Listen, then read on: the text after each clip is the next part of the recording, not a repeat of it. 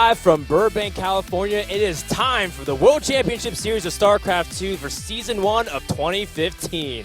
This weekend, we're going to see 8 players battle out in the round of 32 to see if they can get one step closer to dethroning life as a reigning WCS champion. My name is Frodan. Welcome, everybody, and happy Valentine's Day, or as I like to call it, happy Independence Day for some. We're going to have a lot of great StarCraft II action, and this weekend we have players from all over the world.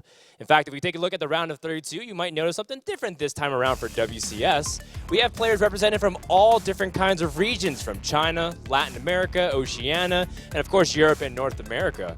It's going to be a great set of games. We have players all over the world represented, and as a result, one of the highest level StarCraft II competitions that you'll witness all year round. Groups A and B will be happening this weekend, today featuring XiGua from Invictus Gaming in China, Roots Astrea from America, we have Uthermal from Holland, representing AT Gaming, and Liquid Snoot, of course, from Norway. Now, we'll have a double elimination bracket where 2 players will be advancing to the round of 16 to play at a later date in WCS, but who will be the ones getting their first steps in this journey? We're about to find out. But let's learn a little bit more about these players from Apollo over in the EU.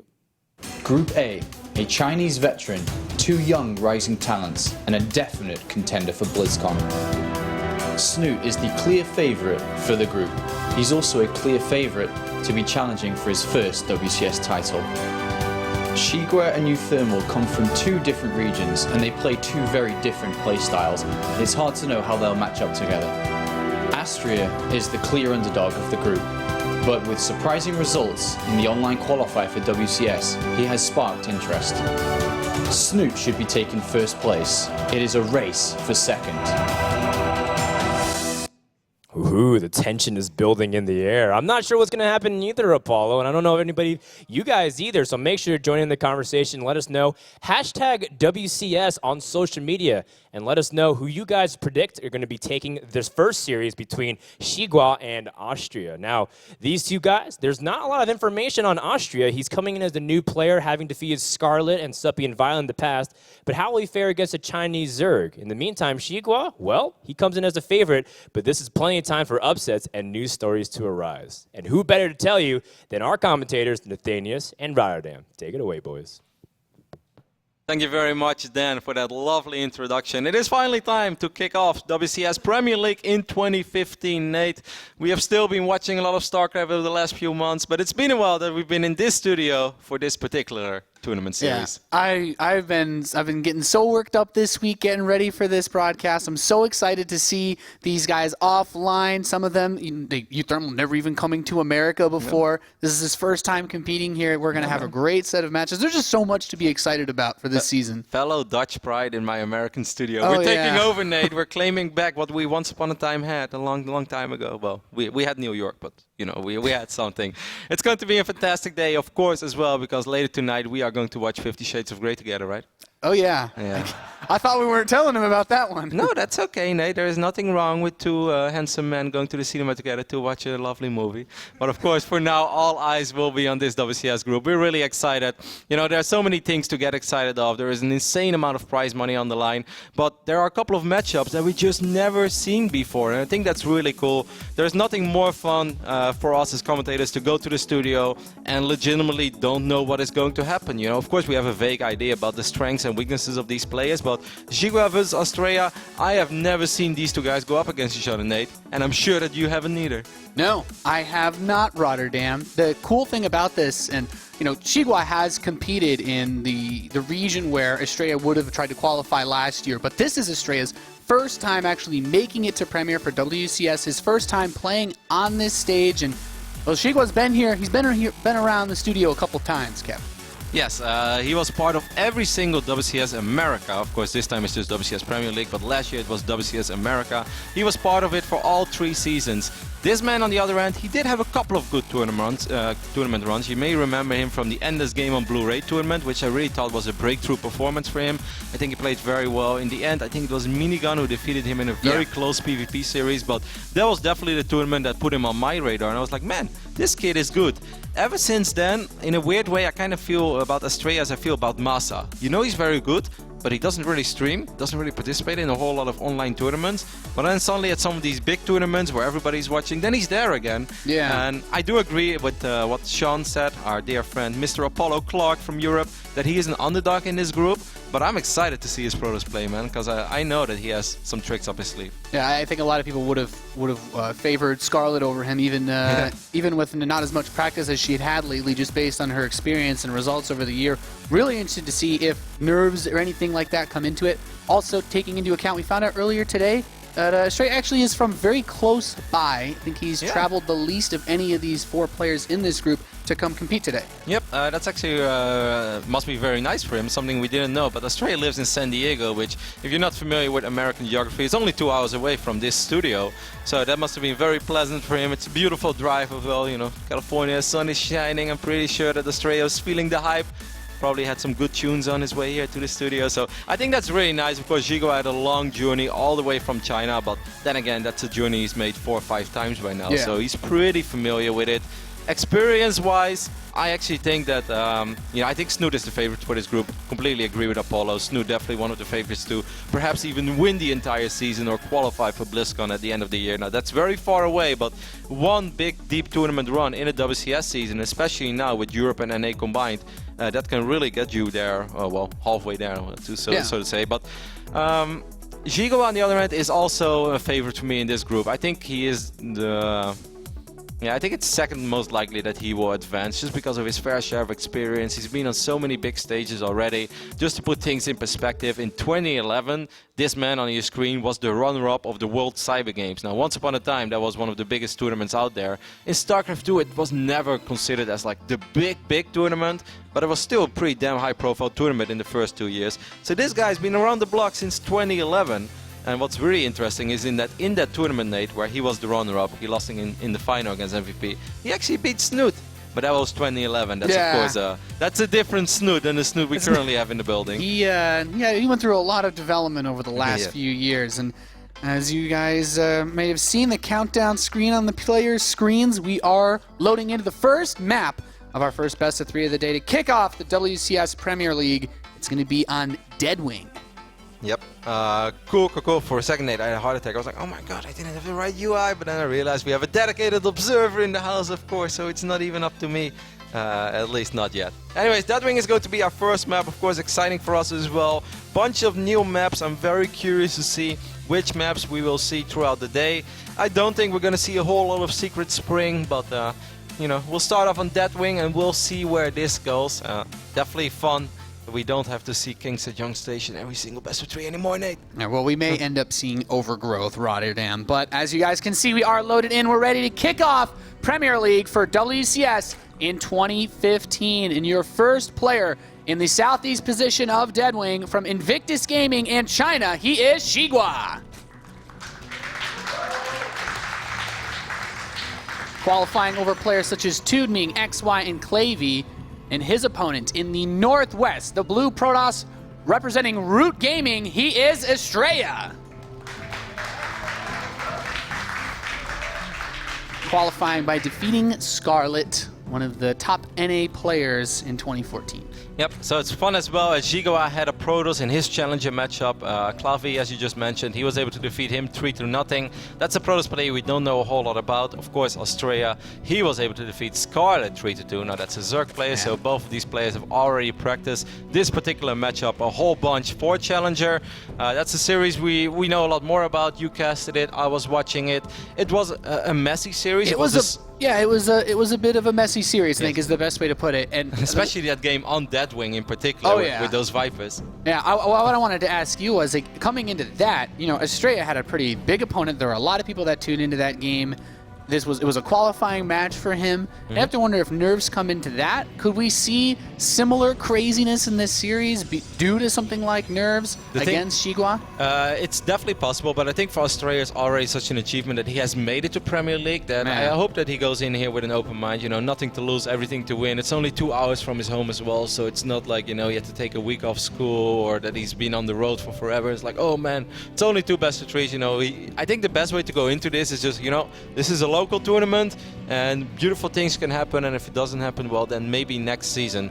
But something we definitely have to talk about is that XiGua is so different compared to Scarlet. They play completely different playstyles. If you guys are unfamiliar with XiGua, I'm sure we're going to have more Europeans staying up this year as well to watch some of the previous WCS America players, but now just WCS Premier League players.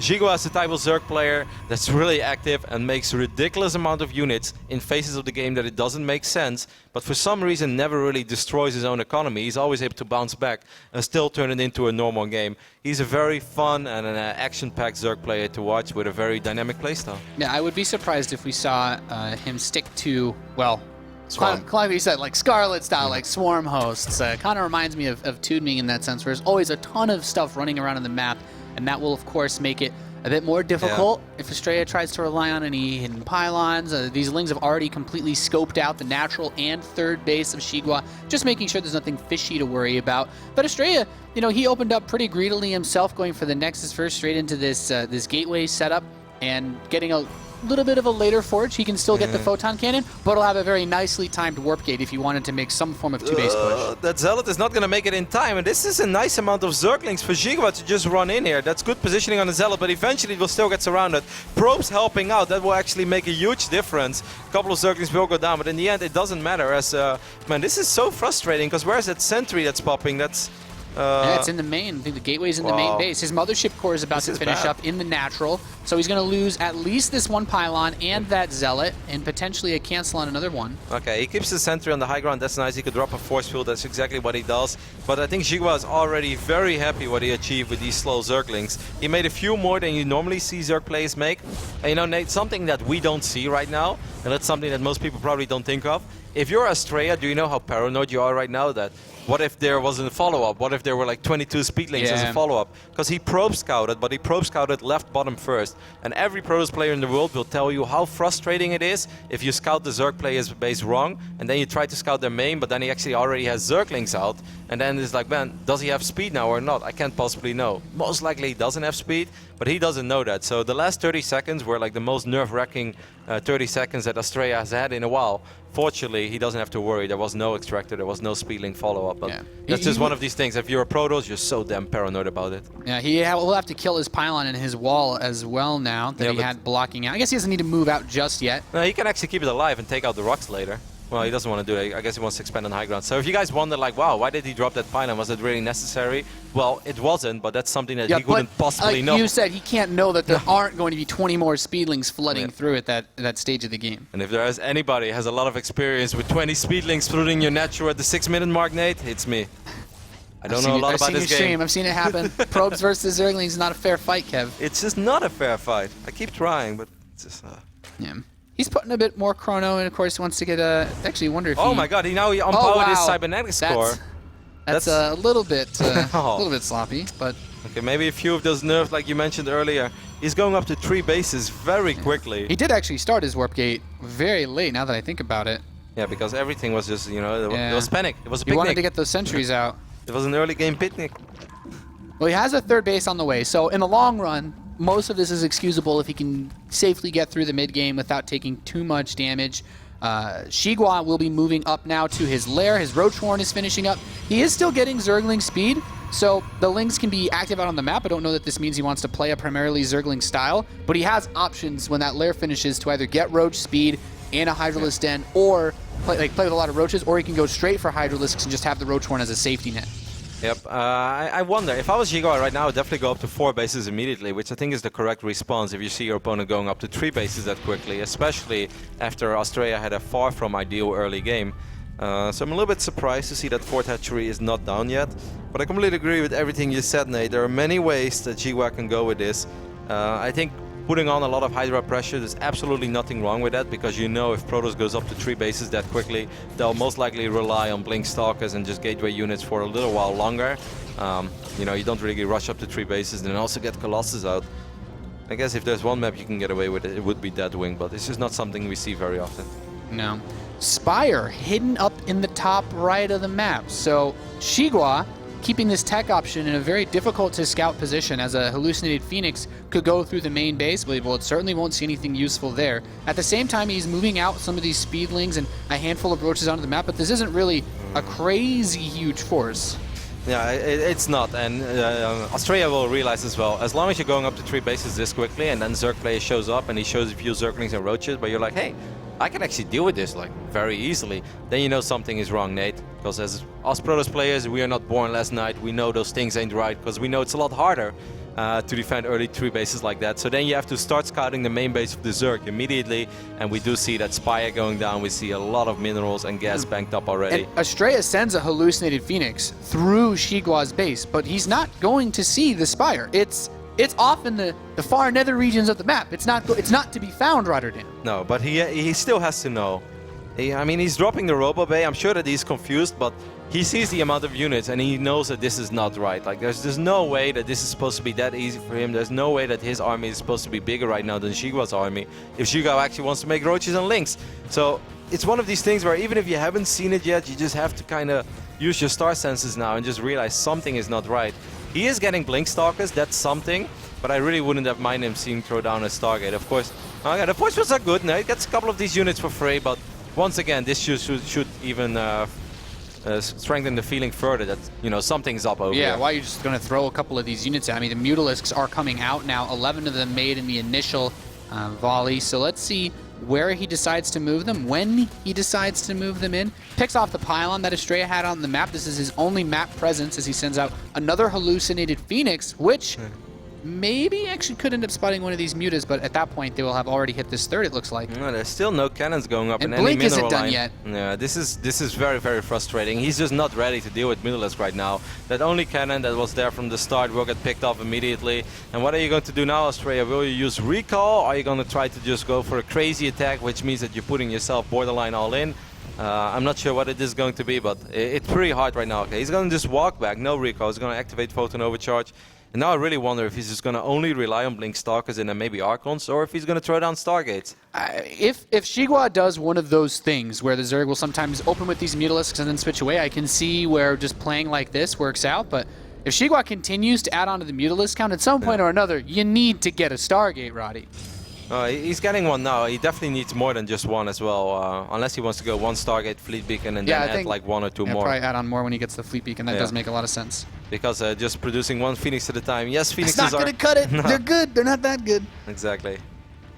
Darkshine is going down as well. I do like that. That will perhaps allow him to still be aggressive. He's so close to scouting that Spire. If he would be able to send maybe a DT or 2 to the right top side of the map and kill that Spire, that would get himself some breathing room. It's very tricky to go up to 4 bases. As a Protoss, myself, I often make the mistake of like trying to rush, like, oh god, I haven't been on the other side of the map forever. I really need to go up to 4 bases. But then you just make it even easier on the Mutalisk player to pick you apart. So sometimes it's better to just, you know, take a step back, breathe, relax. As these Stalkers are actually in kind of dicey position now, they should still be able to blink on the high ground. Oh, those force fields from the high ground, pretty damn sexy. That was nice way to grab a good number of Lings. The Mutas come over to the third base. He's going to try to push in up front through the wall. A bunch of Stalkers do get warped and Photon Overcharge is activated. The Colossus not being in position allows these Mutas and the Lings to take out the Stalkers working together. He's lost about 5 or so Mutalisks so far. I actually think that Astrea should be able to deal with this. Like, the Zerglings are very frustrating and they soak up a lot of damage, but in the end, he still has more than enough Stalkers to deal with this Mutalisk count for now. And starts producing 1 Phoenix. That He's went still all right. producing Mutalisks and Zerglings at the moment, getting Carapace upgrades for both of them. No tech switch coming out of XiGua, and if Astrea can continue to make, you know, trades like that, it's, you know, at least his army can be cost effective. Yeah, that was not bad at all. Imagine if that Colossus would have been in a better position as well, because that Colossus took the weird route from the high ground.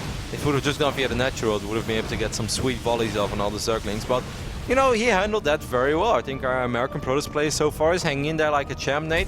He's definitely not out of the woods just yet, because of course XiGua is taking his 5th base on the right bottom side of the map. But so far, so good. That could have been a lot worse.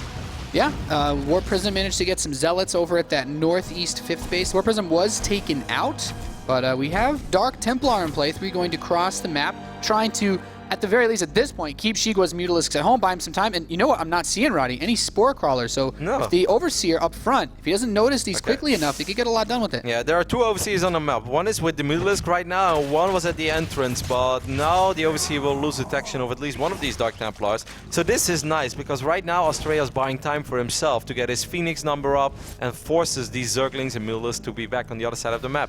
Solid play so far, but I don't like that he's still on 1 Stargate. I think either you make 2 or 3 Stargates, or you make no Stargate. He's getting the Phoenix range upgrade, which fits with this, but like you said, his ability to produce Phoenix is very limited. The harass he did bottom time to finish his Phoenix range upgrade. Now he's adding on one more Stargate. But even that still very, very slow build up to the number of units you need to handle this. Like, it's easy to micro Phoenixes against Mutalisk, but if you have 3 against 37, it's not that easy anymore. The Mutalisk count is overwhelming, and he will be able to pick up these Phoenixes without any issues at all. I think the Colossus is going to fall too, and I think Astrea is really falling apart now, Nate. It's a 102 supply against 189, and just like that, XiGua will be able to take out Astrea in map number 1.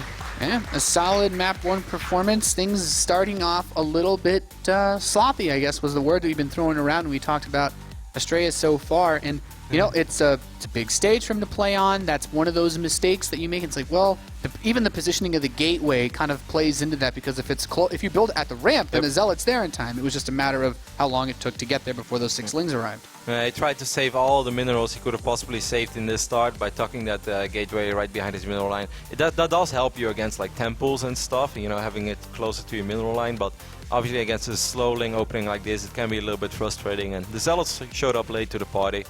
Yeah, a little bit unfortunate start, and of course, you know, it was an unfortunate moment for Astrea as well that he wasn't able to find that Spire. I'm sure that he thought of it, and it's one of these like, oh dang it moment where as Proto she's like, oh, I knew it was coming, but it's really hard to throw down Stargates if you haven't seen it, but you know, sometimes you need to trust your spider senses. Yeah, I mean, at this point, you can see he's like, yeah, there's a couple Phoenix, you got range, go, go. That's not going to do anything. But this is an excellent moment to attack as well from XiGua. I would definitely have to give credit where credit is due. If this takes like 20 seconds longer, then I think the Phoenix count goes up to 5 or 6, then maybe a few more Stalkers, and then Astrea is well set up on 4 bases, and that's where Protoss can stay in forever, you know. Then there is absolutely no time to rush anymore. You just barricade yourself in, board up all the windows, and say, I'm just going to turtle up for a while.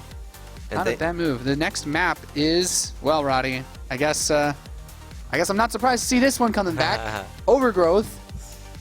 Surprising as well, because I don't think Overgrowth is the greatest Protoss map out there, especially not against Swarmos on this map. But XiGua is not really a Swarmos player, and Astrea has had some success against Swarmos, so maybe it is indeed not too surprising.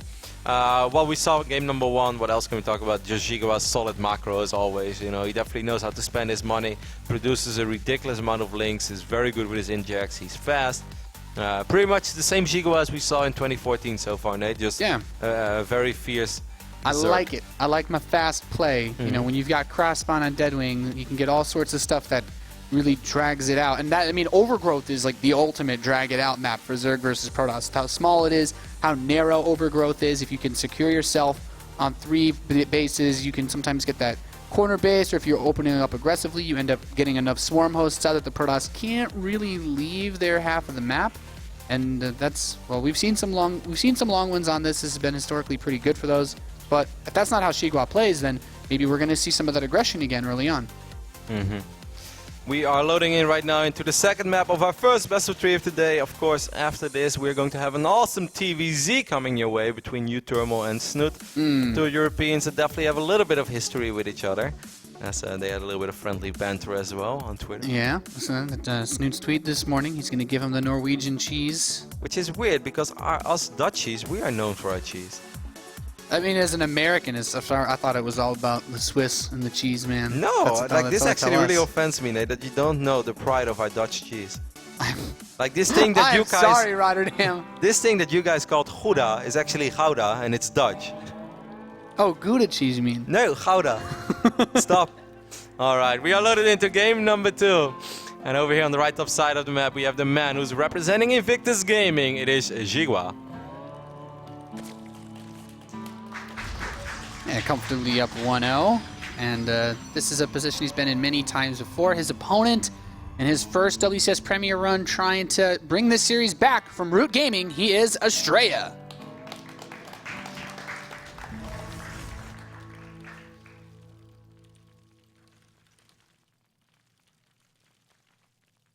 So, Kev, Overgrowth. Have you played a lot of games on this map this season? Yes, Nate, I have. As you know, I don't veto maps, and most people don't veto Overgrowth, so I happen to play on I'm that guy. I always veto this map, but I don't play PvZ too often either. So. I only vetoed it a little bit in the start of the season because I was really excited to get more familiar with the new maps, so then I just only want to play on the new maps. XiGua is opening up with a drone scout, which could theoretically means that he has some weird shenanigans Yeah, planned. look at the way he's tucking that. Maybe a hatch block on the natural expansion of Astrea. Now, he has opened up with a gateway, so he can quickly get out of Zealot to deal with this. Do you think this is it more manageable to open with a gateway against this? Or? Yeah, I think opening up with a gateway is fine. He does have to scout it in time. There are many ways to deal with this. It's really funny because in the past people tried to do this against Jim, the teammate of XiGua, and Jim always had like the most relaxed approach ever against it. He just let it finish, got 2 Zealots and a Mothership Core. He killed it, walked across the map, did a little bit of damage, forced out some units at home. Took his expand, got a robotics facility, and Immortal Sentry followed up, and he won. He did it like 4 times against Nesty, and he 4-0'd Nesty back then. Of course, this is already when Nesty was not really the god of Zerg anymore. But I'm very curious to see how Astrea will deal with this. And he still hasn't moved a probe out. He still doesn't know that there's a base where his base should be. Yeah, he's taking a Sagna simulator as well. He has to scout this soon though, otherwise I'm not exactly sure. Well, he's gonna rally out 1 probe now. I'm very curious because I kind of hate playing against this stuff, so I'm very curious to see how Astrea decides to deal with this. Yeah. He's still going to drop the pylon on the low ground as well, which is a little bit risky because he doesn't know what's going on the other side of the map. And if you lose that pylon, then you can end up supply blocked in a very critical phase in this game. Yeah, so the Zealot does finish up. Oftentimes Protoss players move down, you see that it's all clear and you cancel it, but this is one of those times where starting it is very smart because he can get to work on this hatchery much faster. Second Zealot's about to pop out, and it's not like this is a big commitment. This is basically a giant creep tumor just to block the placement of a Nexus for a very significant amount of time. We've seen Protoss players handle this in a lot of different ways. Wasn't it Arium on this map who just like took the 3rd base with his Nexus? He's like, well, I'm not really worried about this. No, that didn't work out that well though for Arium. No. Even though it was cool though. As much as I love my Arium, it was brave. That was a very ambitious idea that did not really work out.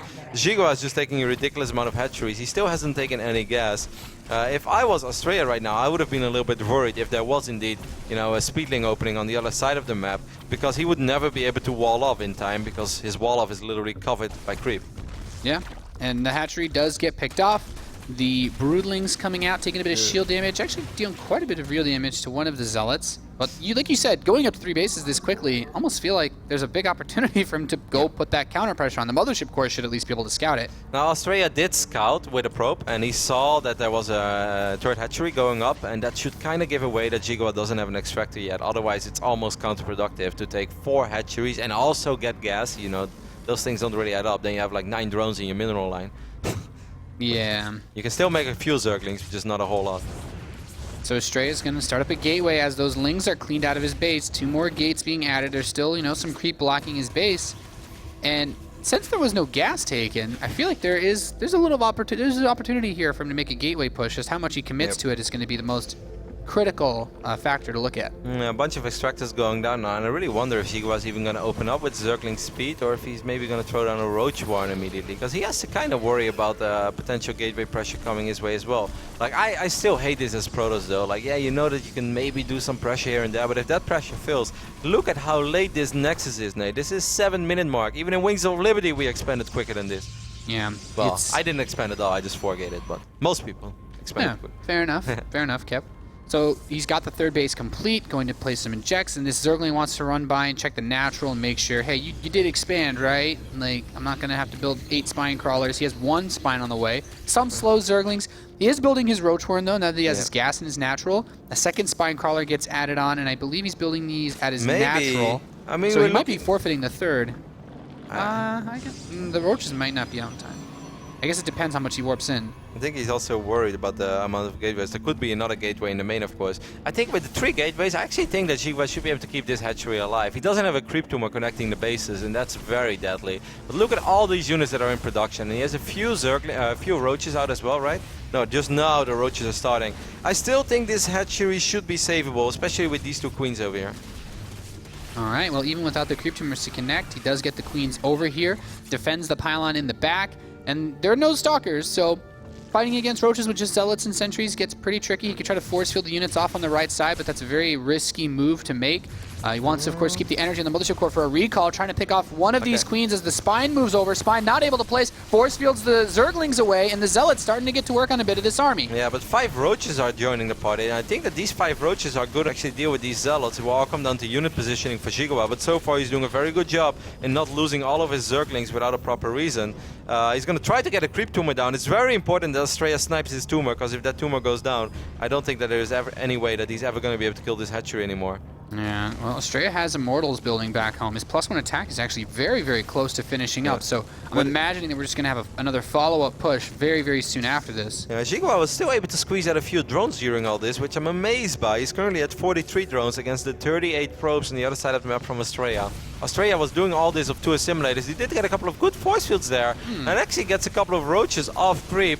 Very well done. This is going to force XiGua to make even more Roaches, while he would definitely love a few more drones, because I'm sure that he's worried about this follow-up as well. Mothership Core very exposed. Zergling's trying to go for a counter-attack, and the Immortal with the Zealot there to defend for now. But well, Mothership Core did escape just barely. 15 hit points. Pretty. Okay, so Astrea is going to follow this up with just Zealots and yeah, maybe a few sentries here and there. He's got +1 Zealots, and he has 2 Immortals with a War Prism. This looks... Is it doable? In my mind, it looks like he should be able, there's a chance he could pull this off. No, his force fields are good. I think it's very, very doable, but it's also very all-in. So if it doesn't work, it's over if he doesn't kill him right here. It's definitely all ogre. These Zerglings are going to find these sentries and Mothership Core once more. Oh, well, if he can get him before these rocks are broken down, this is just free Roaches. Oh, yep, and there are a bunch of Immortals as well, so they should be able to kill these Roaches very quickly. So close. Okay, get a few here and there. Not bad, not bad. Time warps on these slowlings trying to run up now, and well, actually, the Zealot's not in position to deal with those, so he has to burn more force fields defending the sentries. The Immortals, though, still, most of their shields intact. Yep, XiGua is going to make 24 Zerglings now because he realized that his opponent is very low on Zealots. Now we see Astrea adding a few more Zealots. It's really important that you at least have 4 or 5 Zealots in the mix, but I think this is starting to look really good for our North American Protoss player. He has just kept XiGua on the ropes ever since the start of this game, and even though his own economy was weak, he made sure that XiGua's economy was weak as well. Yeah, I mean, he started putting pressure on early enough that generally the Zerg, you can't afford to squeeze out enough drones to defend the follow-up, but Roach speed is getting closer and closer to finishing, so that window is getting slowly a bit more difficult for Astrea. Now he's pushing in to that third base, getting ready, and of course you can force field this area off so easily, but he wants to chase some of these slow retreating units like the Queens. Yep, because there's still no creep connecting these bases. Zerglings do get a good engagement on most of these sentries, but I think there is just too much DPS in the army of Astrea over here. He still has the War Prism as well, so even if one of these Immortals would run very low on HP, he could always pick it up. But these Immortals, they didn't take any pain damage yet. I don't think that these Roaches or Zerglings will ever be able to kill it. And that is a very, very solid executed attack by Astrea that lasted like 6 minutes. Yeah, the drones are being pulled against this. The Roaches force fielded away as he cleans up the natural expansion economy. That War Prism so good for him to be able to just continue to reinforce this attack. And with that, GG is called. Astrea ties the series up 1-1. Oh, that was a really solid performance by a young North American Protoss player. You can see definitely a sigh of relief there, proud of himself, and he should be. Excellent game. Like I said it in the start, I really hated when Zerg players do it against me. You can see XiGua being a little bit confused. He's like, man, he just kept on attacking me. That attack did not stop. Isn't he supposed to either try to kill my hatchery or recall out at a certain point? Just very well done by Astrea. That's all I can say. Beautiful patience displayed in that push. Never overcommitted. Definitely didn't undercommit either. Just the right amount of pressure and a very, very strong follow-up. Yeah, I'd like to ask you, Kevin. I mean, as he makes this push up here, you can see this third base that he took so early on, he never really got a lot of use out of, and then being able to lock down these Queens off creep, of course, you lose all that defensive utility, no energy for transfuses. And with Roach speed not yet done, there's not a whole lot of micro that the Zerg player can do anyway. But did he need to take the third base so early, Kev? XiGua? Yeah. No, I don't think you have to. I think if you just take, if you start off on 2 bases and maybe even go with Sorky's opening, you just open up with speed links and get +1. Because obviously you always want to be a base ahead, but if Protoss can take a base anyway up to the 7-minute mark, I don't think he has to drop 4 hatcheries before he drops his extractors. And especially when you open up without Zergling speed, it's always going to be a little bit tricky to defend those bases, especially if you know your opponent is definitely going to attack you, because no Protoss will ever just sit in his main base up to the 7-minute mark, be like, well, my natural's a little late, but let's just let's drop a Stargate, Nate, and see where this goes on one base.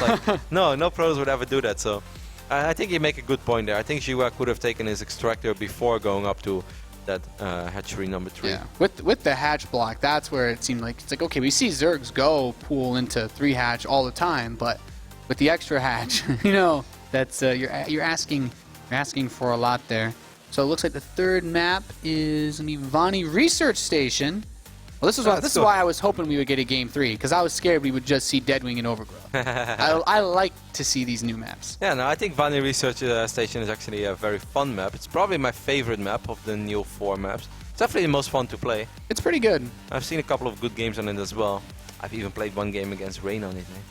Ooh. So this will forever be a very special map in my heart.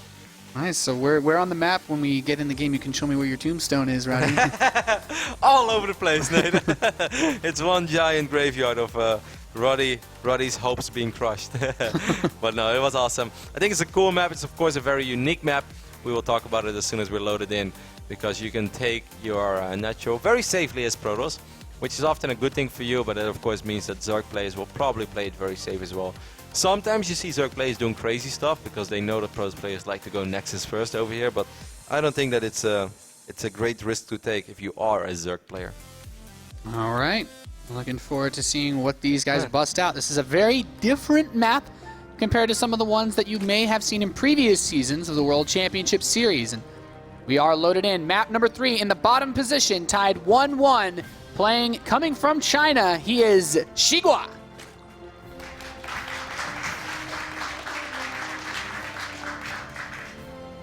Going up against a young North American Protoss player representing Root for Root. Once upon a time he was part of the Academy, but he got promoted. It is Astrea.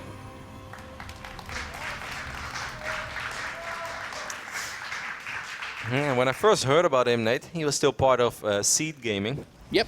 The Academy of Root, but he was, I believe, the first player you said to get promoted to... First ever player, he got promoted from the Academy. Cats is like, that's right, if you work hard, good things will happen to you. He's like, Astrea, you are my Pikachu, but I turn you into a Raichu. Is that what happened? Something like that. Well, that revolves less on the leveling and more on using a Thunderstone, but we don't need to go into the semantics. Wow, damn it, Nate. How could I ever question your Pokemon knowledge?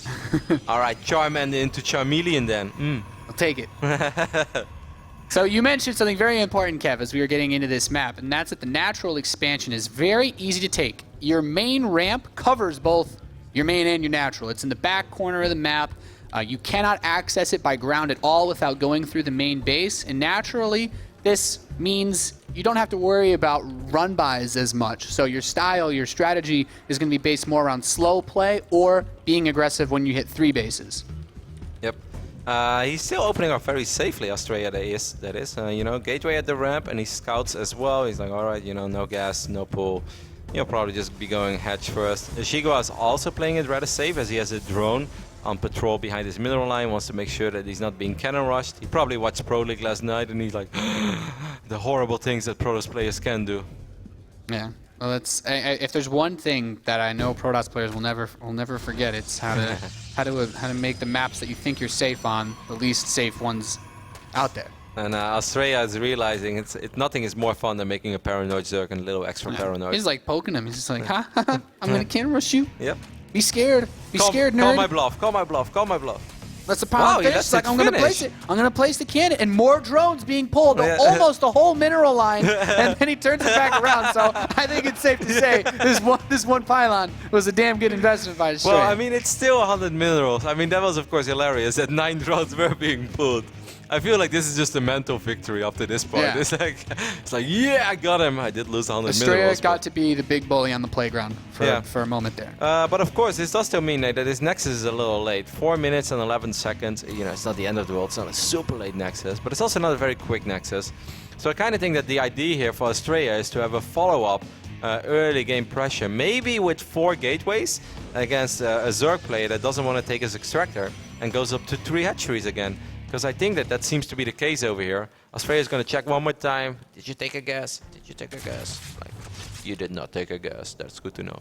Yep. Doesn't have to worry about anything like speed. And I think for XiGua's part, there's not too much you can do with gas unless you're doing something absolutely crazy on this map, or you're expecting the Protoss to move out early, because you can't. That main ramp is the only access point into the base. It's not always about like what you can achieve with gas, though. It's more about what you will not die to.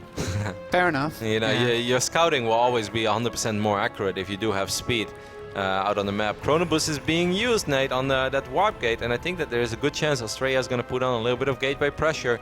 You know I love my gateway pressure against gasless Zergs. I do. Those are the things I dream about even on Valentine's Day, Nate. Because I have nothing else to dream about other than you. Well, he does start a Twilight Council as well.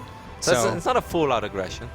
Yeah, it looks like he wants to at least try to sell that he's doing a similar type of pressure to the last game, but without committing as much to it as he did the last game. So the Twilight will, without a Forge already on the map, is it just, it's either, what, he has to be going for some sort of cheeky DT follow-up, or just a mass gateway blink stalker all in, with no upgrades.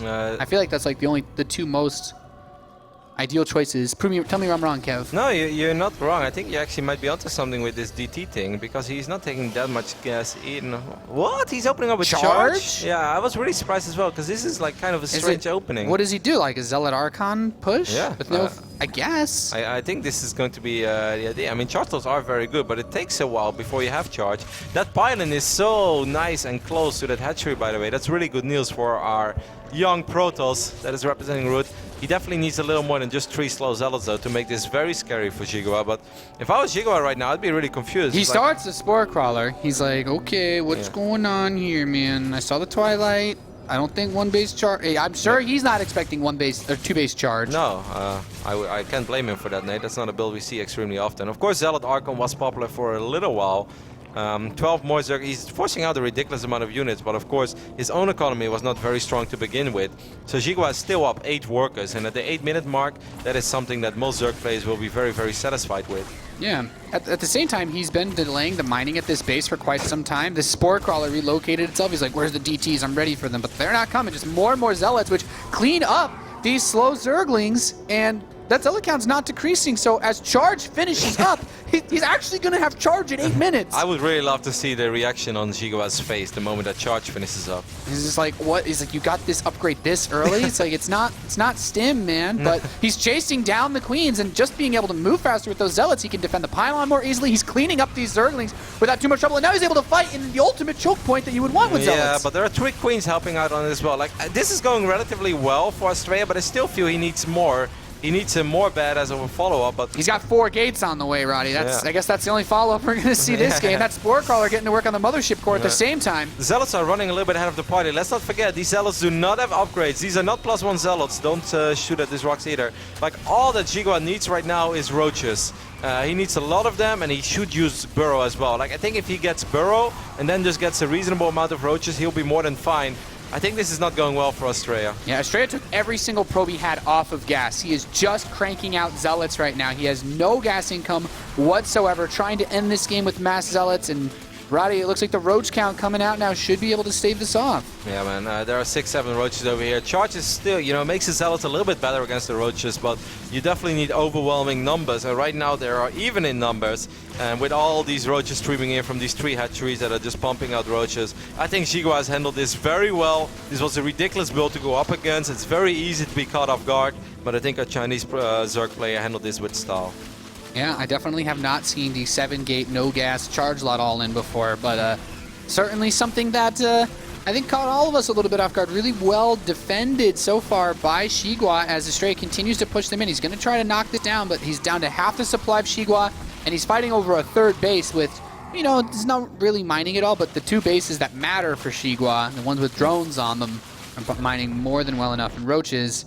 Yeah, they're gonna have a field day now. I mean, the worker count is very close, but the fact that this hatchery is still alive and it's very healthy, that should put XiGua in a good position. I'm not sure why XiGua just made another big rotation of units. The only thing that these units will ever achieve is that Astrea can't go up to 3 bases right now, which I don't really think he had any ambitions to do so, because he has 3 Zealots. And in general, you need a little more to defend your base than 3 Zealots. Well, Astrea's got a lot of gas left in the geysers in his 2 bases, that's for sure. So he needs has the option to get all of his tech now. This is going to be very frustrating, but he's going to have to wipe in quite a few sentries. I think otherwise he's just going to die. As right now it's like 6 army supply against 52. Yeah, oh, he starts Burrow and Roach speed. So maybe that's one of his ways of getting past this ramp if Astrea plays too greedily. I mean, like, this is a very uncomfortable position to be in as a Protoss, because you know, like, just sitting on 2 bases is not going to win you the game, but you also know if you go up to 3 bases right now, you're going to lose the game. So it's just like, I really wish I could do something fun, but I can't really do anything. Well, War Prism, I mean, he has charge, so He's going to force feed him out of his main. It's not a terrible idea. I was thinking more just trying to just get some damage done, throw away some zealots, and try to kill drones or force more units out, but... Maybe a little bit of both. Maybe just looking for the opportunity to force field him out of his main. That is, of course... No, he picks up the zealots. He leaves the sentries behind. Okay. Yeah, maybe just a little bit of harassment. And it immediately gets spotted by this Zergling. So XiGua should know exactly what's coming his way now, and should not have to worry about being cut out of position. 60 drones right now for XiGua against the 46 from Astrea. Astrea is not building any additional workers either right now, so that means that maybe he's just preparing himself for a very big 2-base follow-up. But with XiGua getting the infestation pit, if he throws in a bunch of swarmos, he should never die against any 2-base push that Astrea can throw at him right now. Let's not forget, this is 14 minutes into the game. And of course his economy will slow down for quite a while, because that fighting lasted for a while, but you know, at a certain point, 2-base pushes are just not going to cut it anymore. I gotta agree with you, Kev. And with the swarm hosts coming out, as you said, they pretty much annihilate any and all gateway level pushes that a Protoss can make against a Zerg, just with how cost effective the locusts are. And he sees the infestation pit. I don't think he saw any of the swarm hosts finish up. No, but he saw it go, and it's very unlikely that pathogen cleanse is being researched right now. Very frustrating. There's the burrowed Zergling as well. It's the most annoying thing in the world when you don't have observers yet. And it's like, I tried to expand. It's like 15 minutes into the game. Every single time you try to drop and expand and it doesn't work, you look at the clock and you're like, oh god, we're 2 minutes further into this game, Nate, and I still don't have the base that I need so badly. It's all about that base, Roddy. He needs it. It's all about that base. No mining. Even his Immortal just blocked it for a little bit. No mining at all. Well, Immortals are not going to cut it versus the Swarm host, but there's still a ridiculous number of Zerglings and Roaches coupled in with this army, so even if there was a way to deal with the Swarm hosts, he's got a lot more on his plate than I think he can chew right now. This is just one of these games that if this was a ladder game, you know, after the Zealot pressure failed, Astrea would have just tapped out. But this is, of course, not a ladder game. This is WCS Premier League, and you want to fight till the bitter end. You want to believe in miracles, even when you know that you're in a very, very, very difficult position. You're not going to give up. There is so much money on the line. There's so much prestige on the line. You know, bigger throws have happened, so you always want to stick around. But Astrea knows that he's in a very dark position. Yeah, and he's trying to take this fight here. Zerglings running behind. Will be able to at least force cancel this their base. There's some decent force fields. The Stalkers can't do too much micring since there's no blink, but he picks off quite a few of those roaches. But with the if third base gets canceled, then that's where these trades are actually not going all that bad. I do think XiGua is preparing himself for another Mutalisk switch, as he just really loves Mutalisk. I think a lot more. Will he be, if Astrea keeps his Nexus alive? Wow, I also think his Dream is alive. That's a very important hold there. I was really certain he was going to lose it. Actually, you know what happened was his +1 attack finished right before that push, so those charged Zealots were able to just get to those Lings so quickly. I think Snoot is sitting in the back of this studio wondering why didn't XiGua just make a few more Swarmos? This would have been a default win. And Snoot is also wondering where the creep spread is, I guess. Ooh. Those forces are really nice too. Man, Astrea is really making stuff happen. Of course, the Mutalisk are still going to be very scary. You're going to have to recall out immediately, but now it's only a 3-base... Oh, man, that hatchery didn't die. I thought the hatchery would die for sure. Wow, yeah, that's mildly unfortunate.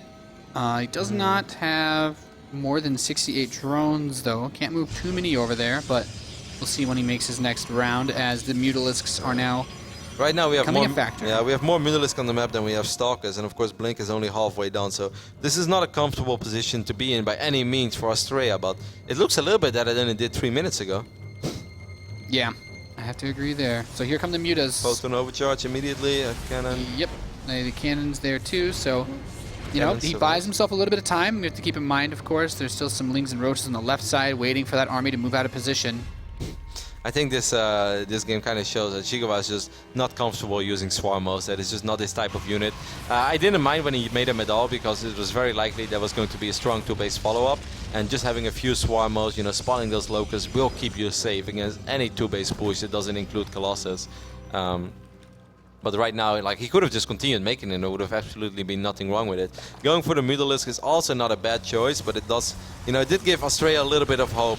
But he actually moves out and caught. It looked like he had his observer with him to catch actually 1 or 2 of these swarm hosts. He's going to force field off these forces. Actually, the splash damage from the Colossi on the roaches kills off some of the swarm hosts.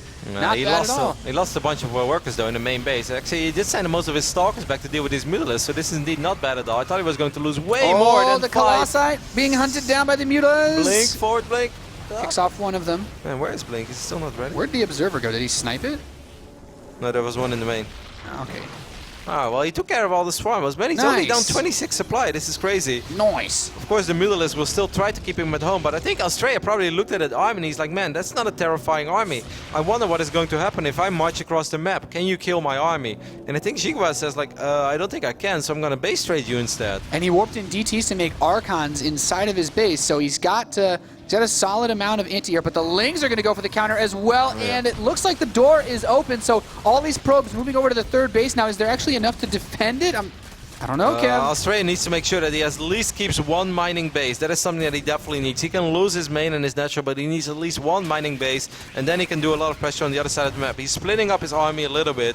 The XiGua has already been pulling drones. Man, this game is just getting way more crazy than it ever should have been. But he's getting all these cannons up, Nate. Yeah, XiGua very smartly has an overseer with this army, though, so the DTs that were warped in to clean up the Lings will not be able to secure the game. In fact, he sent the Archon either died or it went out, or he's got it with his army now, but he does not have that Archon back home, which is your #1 like anti-Mutalisk unit. Yeah, he needs a few more units at home. Like, he can't lose his base. If Astrea loses this base, I think it will just get from bad to worse, because he will not be able to kill everything on the other side of the map. He's sending most of the Stalkers back, but that Nexus was already so injured from the initial Zergling pressure. He's just running the probes to the army so that he can keep them alive, but it doesn't look like they're going to get there in time. Maybe a few.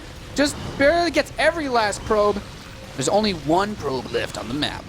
It's in an assimilator. It was hidden in the assimilator. That's kind of funny. The good thing is that Nexus is still alive, so he could theoretically still produce stuff. Man, that guy definitely knows the spots. Yes. That's really something. The Stalkers on the other side of the map have cleaned up 2 bases and have even done a severe amount of damage in the main base. But the Spire is still alive. He still has that base at least mining. 47 and drones. that's at least, when you have those 2 extractors, that's 2 Mutalisks you can basically afford to make every minute. So the pressure is still on Astrea to make something happen here. There are 2 battles going on right now. There is a battle in the natural as well. All of these Zerglings have been cleaned up by the Archon and the Colossus and that one Archon, well, at least the majority of the Zerglings. Now he's going to go back. He's going to try to save the last remaining Stalkers. I think in the end, it's just a little too much Zerg, but damn, did Astrea make this game a lot closer than it ever should have been. Yeah, I'm not too sure what else he has. He's actually had these 2 Immortals on the right side of the map. I just noticed. Now they're about to die. Those guys could have done some serious building killings. Those guys have actually been there for a very long time. I just assumed it was like I'm actually not sure. Maybe it was like 2 probes, but then yeah. Wow, that's unfortunate. I guess he just right-clicked those Immortals had to kill a hatchery on the In gold. case he had taken the gold. Yeah, that wasn't there. Imagine if you had those 2 Immortals in the main base killing all these buildings. They have so much DPS on buildings. I think he would have been able to kill both bases in the Spire, maybe. Oh, the one probe that was left tried to run to the bottom left, and he just died. It's okay. The dream died for him. They're trying to bring him back. So this Archon needs to get some very, very, very juicy shots off. Astrea can't leave his base anymore, right? Like, if he pushes out, he's just gonna kill it. Oh, he's gonna bring the probe with him to try and just build a pylon there. I mean, that's his best choice. Like, trying to recover economically, that is not an option. So I don't mind him trying to do that. Don't run to the links. No, little probe. Okay. XiGua saw it. No. He smells it. Little probey, no. He's all alone. He left the army. He's so brave. I'm really worried about this probe, Kev. Well, you should be, because that is Astrea's hope of getting some buildings up. He has enough money for 2 assimilators, but I still don't think that this is a base trade he can possibly win, especially not with the ridiculous amount of drones that XiGua has out on the map. And he made the mass drone migration. And this is these drones are looking for a warmer place. It's like, you know what, the bottom of the site is like the East Coast. We want to go to the West Coast. I heard the sun is always shining over there, Nick. Well, you know what, I'd have to confirm that one. So Astrea, he's now being revealed. All he has is that the 1 or 2 buildings left in his base, Dark Shrine and 2 assimilators. Yeah. He starts the first one. Where's the other assimilator? It was back in his main, back at that third base. West Rock. He's gonna start it in the main. He has to build another one in this main area. All right, so he's gonna take out these buildings. Oh, he's just gonna dive on it. I think he's just gonna dive on the assimilator. No. Oh, he just moves on the army. GG. Yeah. XiGua takes the series 2-1. Very close recovery for Astrea after what seemed like basically the most horrible start you could get. He made that big push. He got not what he was looking for from it, but still turned that into one hell of a match. Yeah, it's well hard to imagine. This all started with that Zealot push with charge. It's a cool opening that we haven't seen in a while. XiGua handled it very well. We already gave him a lot of credit for that, but definitely the correct response, getting out those roaches as well. I think a few times maybe the Zealot went a little bit too far ahead of the party. They ran all the way up the ramp, but maybe he would have like kept them at the bottom. Yeah, there were like a few moments when he had like 2 on the spore as a few of them went up the ramp. The Stalker was shooting at an Overlord. And I think like the further that you force XiGua's units to stream down that ramp, the better the charge lots are, because then they can swarm around them again and there will be no retreat. But the moment you run up the ramp, you're so far away from his own reinforcements. Was still a very cool opening. I think overall a very cool series to start off WCS Premier League 2015. Yeah, not too bad. And I'm equally as excited for our next series, man. We've got Euthermal going up against Snoot. I think that's going to be a cracker, as Red Eye would say. Yeah, well, you know, we got the European players. We gotta take at least a little bit of their phrasings. Keep you all who've been watching the European broadcasts. Cheeky, make you feel like you're feeling a little bit at home, you know. All right, Dan the man is ready as well on the couch, and I'm curious to see what he has to say about that series. So Dan, take it away. Thank you so much, Robert and Nathanius. Wow, what a great, fun series to start off the day. We had a very tightly contested PvZ. And I want to take the second opportunity to reflect on that series and maybe preview with one of the fans who's joined us. It's Kevin. He's a local student here at Cal Poly, and he has a lot to say about it. How did you enjoy that series, Kevin? I actually thought that was a pretty good series. It was a lot better than I expected. In that third game, I really thought it was over for Astrea, but he actually did a lot better than I expected. Yeah, and the second game was pretty cool too. I like his play style in this series. It's been pretty exciting. It's pretty enjoyable to watch. Do you know anything about either of these two players? I mean, the fact that Astrea is from the U.S. and actually pretty local, was that surprising to see that? Because we haven't been able to see a player like him rise up in recent times until basically this year. Yeah, actually, I haven't ever been able to see him perform live, and I've been to quite a few events, and seeing him perform today, it's been pretty exciting. I think it's been a good exposure for him. He's probably having a really good time, and also for our Chinese player as well. I've definitely never seen him perform, so that was pretty cool as well. Do you have a favorite player out of anybody that's here this weekend or in general? I think my favorite player who's here this weekend probably has to be my good friend Rotterdam. But if I had to pick a player that was going to be competing today, I would have to say it's probably Snoot. I'm a big fan, and I'm a big fan of foreigners in general who are trying to make it far in WCS and all these events. And Snoot's had some pretty good runs, so I'm really hoping that he shows some good games today. Well, actually, this is kind of our homeland, so it's not really too much the foreigners anymore. It's really pretty much the people who are endemic within WCS, but I understand what you mean. That's actually a great preview and segue into our next match, Euthermal versus Snoot. I know you said you're rooting for him, but do you think Euthermal has a chance of being able to watch us play at all? Well, actually, last time Snoot was streaming, maybe not his last time, but a few times ago, him and Euthermal were doing some practice games together, and they're actually pretty evenly matched. I saw some really good games out of Euthermal. He has really good bio control, and I think that this matchup will be actually pretty good because I think that they're in the matchups. I know Euthermal has very strong TvZ. I think he will definitely be competitive with Snoot, and I think we should go to 3 games, and I think it'll be a really good time. I think we have a caster in the making. I think he stole all of Nathanius' analysis on Terran's side, at least. Very well done. Thank you so much for stopping by, Kevin. Hope you'll be able to enjoy the rest of the weekend. In the meantime, guys, I hope you've been enjoying the first series. That was just the beginning of the day. We have 4 more series left to determine the rest of Group A. So join in on the conversation online. #WCS. Let us know on Twitter or Facebook what you guys thought about that series. In the meantime, also thank the people that made this possible over at Gigabyte and BenQ. We're going to take a break, and when we come back, the second match, Snoot versus Euthermal. Stay tuned.